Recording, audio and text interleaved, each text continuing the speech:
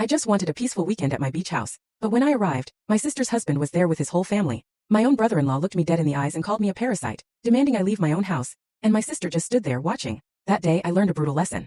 Sometimes family is just a fancy word for betrayal, and true respect has to be earned, even from those you love. I'll never forget that moment. I just driven 2 hours from Charleston, excited for a quiet weekend at my beach house. My weekend bag was still slung over my shoulder, the salty air filling my lungs when I opened the door. And there he was, Kevin, my brother-in-law, his face contorted with rage, pointing a finger at me like I was a cockroach. Why is this parasite here? Get the hell out. I froze. My house, my sanctuary, and behind him I could see them all.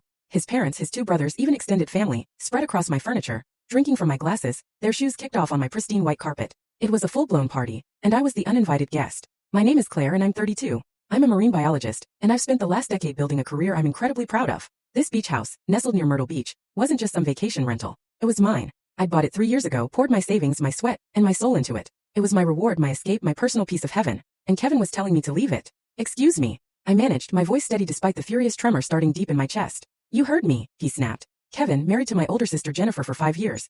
Always had this air of entitlement. We're having a family gathering here. Nobody invited you. I blinked, trying to compute the sheer audacity. Kevin, this is my house. I own it. Yeah, well, Jennifer said we could use it this weekend. He shot back, crossing his arms like a bouncer. So, unless you want to ruin everyone's good time, you should leave. I looked past him, searching for Jennifer. She was by the kitchen island, eyes glued to her phone, actively avoiding my gaze. Oh, she knew. She absolutely knew I was coming this weekend. I'd mentioned it to her just 2 days ago, at our mom's birthday dinner. She'd smiled, nodded, told me to have a great time, and then apparently handed out keys to Kevin's entire family like she was running a cheap motel. Jennifer. I called out, my voice cutting through the chatter. Can we talk? She finally looked up, her expression a blank mask. CLA, I didn't think you'd actually come. You're always so busy with work. I told you I was coming. I specifically said I needed this weekend to decompress. She shrugged. A casual, indifferent shrug that made my blood boil. Well, Kevin's family needed a place to stay, and this house just sits empty most of the time. I figured you wouldn't mind. You figured wrong. Kevin stepped closer, his jaw tight. Look, we've got 15 people here who drove hours to get to this place. You're one person. Do the math. Just go back to Charleston and come back next weekend.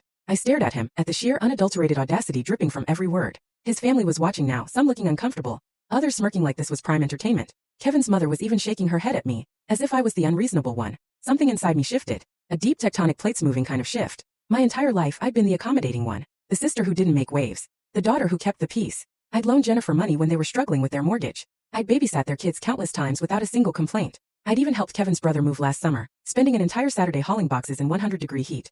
Full story on the channel. Link below. Click now and watch what happened next.